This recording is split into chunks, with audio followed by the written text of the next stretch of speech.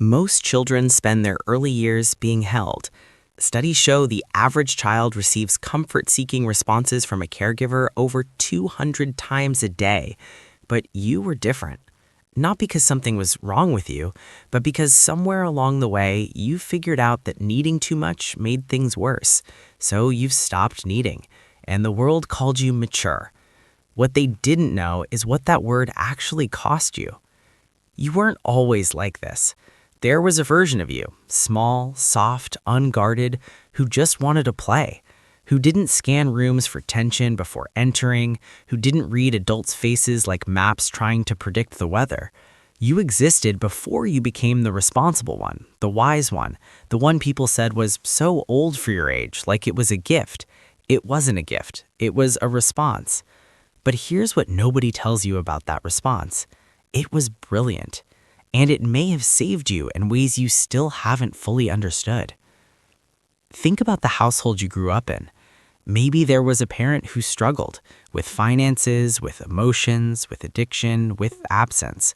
Maybe the air in your home had a frequency only you could feel, a low hum of tension that the adults around you either caused or refused to name. So you named it, you managed it. You became the child who checked in on the parent, who kept siblings calm, who made yourself smaller so there was more room for everyone else's chaos. You learned early that your job was not to be a child. Your job was to keep the peace. But here's what the science says about what was actually happening inside you during all of this. Dr. Stephen Porges, a neuroscientist at Indiana University, developed something called the polyvagal theory, and it explains your entire childhood in one idea. Your nervous system, he found, is wired to scan for safety before anything else.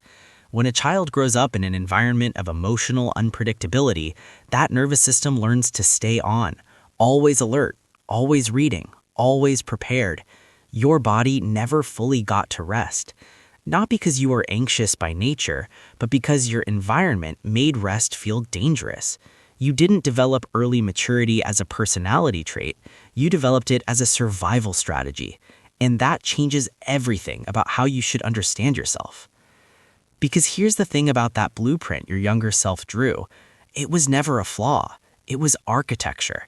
Precise, intelligent, adaptive architecture built by a child who had no other tools. When you became the emotional regulator in your family, the one who sensed what others needed before they asked, you were doing something extraordinary. You were protecting yourself and everyone around you by becoming hyper-competent before your brain was even fully formed. Psychologist Alice Miller spent decades documenting what she called the gifted child, the child who develops emotional brilliance specifically because they had to.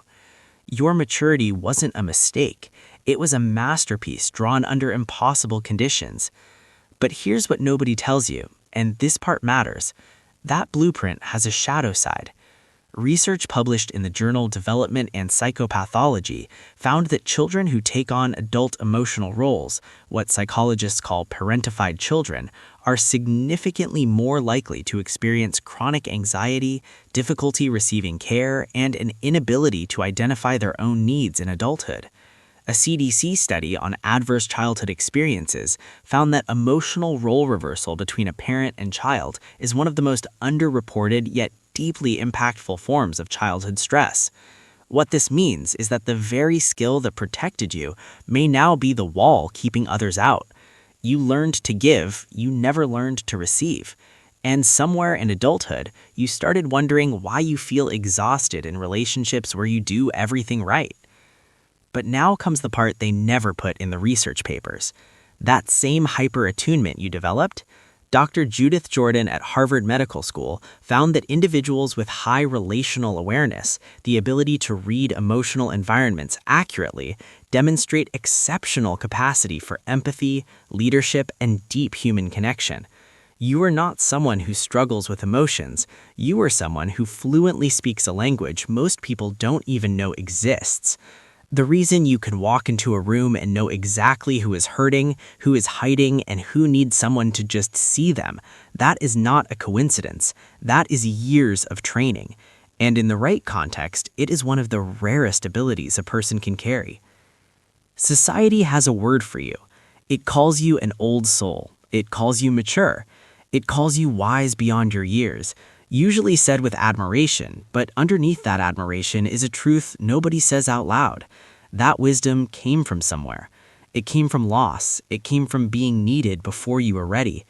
But there is a better word for what you actually are. The real word is forged. Not broken by the fire, forged in it. There is a difference between someone who ages and someone who is shaped. You were shaped. And everything that weight pressed into you, the awareness, the sensitivity, the quiet strength, that is not a wound you carry. That is the form the fire gave you. So, to the version of you who still feels guilty for having needed more as a child, to the version of you who still overfunctions in every relationship because stopping feels like abandonment, to the version of you who gives endlessly and then lies awake wondering why you feel so alone, there is nothing wrong with you. The child you were made the only choices available, and the person you became is not a damaged version of who you should have been. You are the whole version of someone who survived something most people never had to name. Your next step is not to fix yourself. Your next step is to finally let someone take care of you, not because you've earned it, but because you always deserved it. Tell me in the comments, when did you first realize you grew up too fast? You always deserved softness.